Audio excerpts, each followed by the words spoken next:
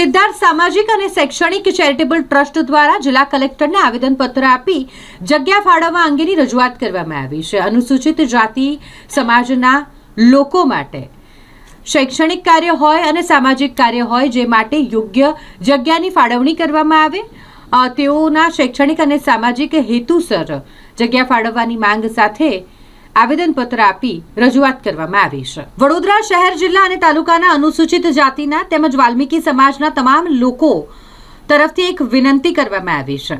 વડોદરા જિલ્લા અને શહેરની આશરે કુલ વસ્તી 2.5 થી 3 લાખની છે અને તેમાં આ સમાજના લોકોને સામાજિક, ધાર્મિક, સાંસ્કૃતિક તથા શૈક્ષણિક કાર્યક્રમો કરવા માટે કોઈ પણ હોલ કે વાડી નથી, જેથી દરેક કાર્ય માટે ખૂબ જ અગવડતા પડે છે, જેની સમગ્ર સમાજને અત્યંત જરૂર છે। નવયુવાન દીકરા દીકરીઓના લગ્ન પ્રસંગ હોય, અન્ય માંગલિક કાર્યો હોય, તે માટે શિક્ષણ માટે, અભ્યાસ માટે, ગુરુજનો, સંત, મહાપુરુષો, મહાનાયકોના જન્મોત્સવ ઉજવવા માટે કોઈ પ્રકારની વ્યવસ્થા નથી। તેઓનો આપણો સમાજ પણ દેશના તમામ લોકોની જેમ દેશના સર્વાંગી વિકાસમાં ભાગીદારી કરી શકે તે અત્યંત જરૂરી છે અને માટે અનુસૂચિત જાતિના લોકો પ્રત્યેનો આદર ભાવ દર્શાવી તેઓને યોગ્ય જમીન ફાળવવામાં આવે કે જ્યાં તેઓ શૈક્ષણિક અને સામાજિક કાર્ય અર્થે યોગ્ય કંઈક બનાવી શકે અને માટે જમીનની માંગણી સાથેનું આવેદનપત્ર આપવામાં આવ્યું છે। અમે અમારા સિદ્ધાર્થ ચેરિટેબલ ટ્રસ્ટના દ્વારા અમારા તમામ ટીમ સાથે આજે અમે કલેક્ટર સાહેબ પાસે રજૂઆત કરવા આવ્યા હતા। અમારા સમાજનું આટલા વર્ષો થઈ ગયા પણ અમારી પાસે કોઈ વાડી નથી, કોઈ હોલ નથી, કોઈ એવી જગ્યા નથી કે અમે મારા બાળકોને ભણાવી શકીએ, અમારા બાળકોને કોઈ ગાઈડ કરી શકીએ, અમારી સમાજનો કોઈ કાર્યક્રમ હોય તો અમે કરી શકીએ।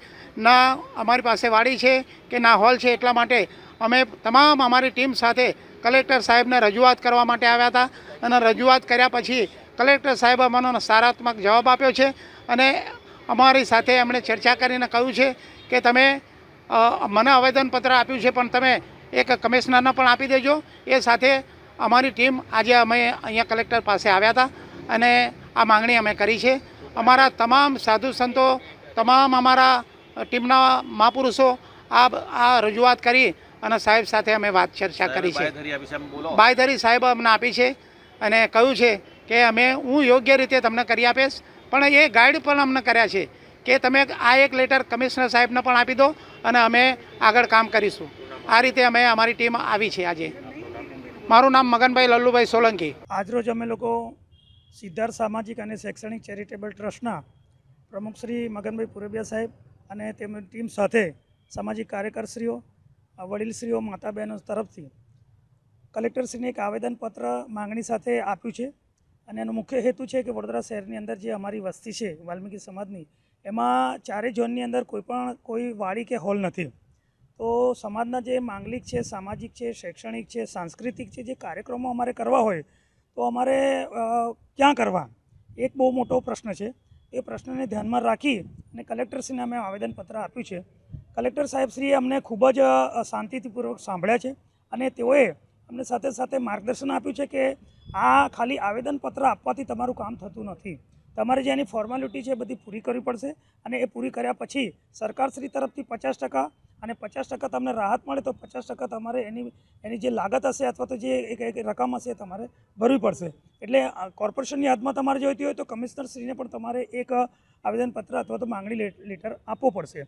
તો અમે લોકો 75 વર્ષ પછી પણ અમે એવું વિચારી રહ્યા છીએ કે આપણી સમાજનો કોઈ વાડી કે હોલ નથી, તો વડોદરા વાલ્મીકી સમાજના તમામ લોકો તરફથી અમે આ સિદ્ધાર્થ સામાજિક શૈક્ષણિક ચેરિટેબલ ટ્રસ્ટના માધ્યમથી અમે સાહેબશ્રીને રજૂઆત કરી છે।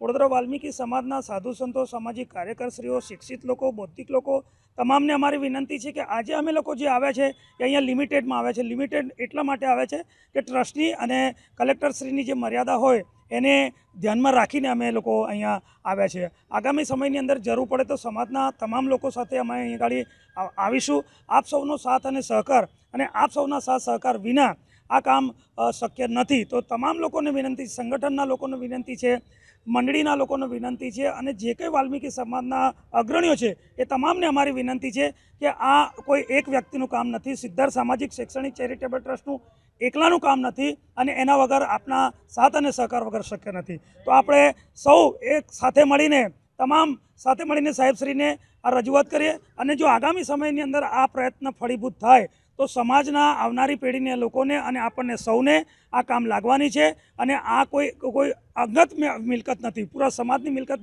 બનશે તો અમારો એક જ વિચાર છે કે સમાજની એક વાડી બને જ્યાં આગળ આપણા છોકરો તાલીમ લઈ શકે, આપણે રોજગારીની એ કરી શકીએ, શૈક્ષણિક એ કરી શકીએ અને અભ્યાસ માટેનું જે આપણા બાળકો છે એ ત્યાં અભ્યાસ પણ કરી શકે. તો સૌ વાલ્મીકી સમાજના મિત્રોને નમ્ર વિનંતી છે કે આવો આપણે સૌ તમામ પ્રકારના મનભેદ અને મતભેદ મૂકી અને સાથે મળીને કામ કરીએ. જય ભીમ, નમો બુદ્ધાય, સાહેબંજી.